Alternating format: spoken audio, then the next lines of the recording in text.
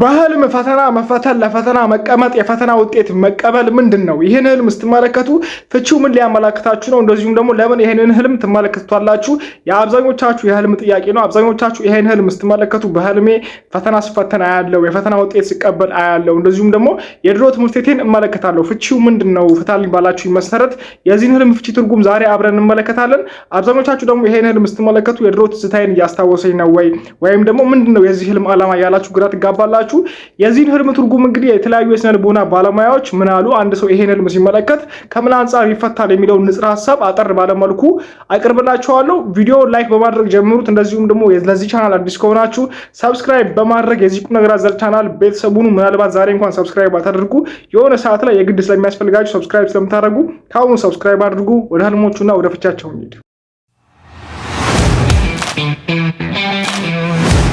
እንግዲህ በህልም ፈተና ላይ መቀመጥ ምንድነው የሚያመላክተው የሚለውን ንጽረ ሐሳብ ስንመለከት እንግዲህ በመጀመሪያ ደረጃ ማወቅ ያለባችሁ ህልሞች የድሮ አባቶች የህልም ፍቺ አለ፣ ሃይማኖታዊ የህልም ፍቺ አለ። እንደዚሁም ደግሞ ከበርካታ አንፃር ህልሞች ይተረጉማሉ። የሆነ የሀገሪቱ አባባል አለ፣ ህልም እንደ ፈቺ ነው የሚባል ነገር አባባል አለና እኛ ዛሬ የምንመለከተው የተለያዩ የስነ ልቦና ባለሙያዎች አንድ አላሚ ይሄን ህልም ሲመለከት ምን ብሎ ይተረጉማል ወይንም ደግሞ ከምን አንፃር ይፈታል የሚለው ንጽረ ሐሳብ ጽፈው ካስቀመጡት አብረን እንመልከት። የመጀመሪያው ምንድነው? በህልም ፈተና ላይ መቀመጥ በተፈጥሮ ያለንን ክህሎት ወይንም ደግሞ ትዕግስት፣ ዕውቀት ወይንም ታማኝነት የምንገነዘብበት ወይንም ደግሞ የሚፈተንበት ጊዜ ከፊት ለፊታችን ስለመኖሩ የሚያመላክት ነው ይላሉ። እንግዲህ የመጀመሪያው ንጽረ ሐሳብ ይሄ ማለት ነው እኛ ያለን ክህሎት ወይንም ደግሞ በተፈጥሮ ያለን አቅም፣ ለምሳሌ አንድ ሰው በፐርሰናሊቲው ያለው ውስጣዊ ችሎታና አቅሙ የሚፈተንበት ጊዜ ከፊት ለፊቱ ስለመቅረቡ ወይም ደግሞ ያ ሰው ሚዛን ላይ ቀርቦ የሚመዘንበት ጊዜ ከፊት ለፊቱ ስለመኖሩ የሚያመላክት የህልም አይነት ነው ይላሉ የተለያዩ የስነ ልቦና ባለሙያዎች። ይሄም ማለት ነው የተለያዩ በስራ ሊሆን ይችላል፣ ብቻ በማንኛውም መልኩ ተፈትናችሁ ውጤታችሁ የሚረጋገጥበት ጊዜ ከፊት ለፊታችሁ ስለመኖሩ የሚያመላክት የህልም አይነት ነው። ይህ ህልም እንግዲህ በተጨማሪም ስለምንናገረውና ስለምናደርገው ነገርም ጥንቃቄ መውሰድ እንዳለብን፣ ለእያንዳንዱ ነገር መጠንቀቅ እንዳለብንም የሚያመላክት የህልም አይነት ነው።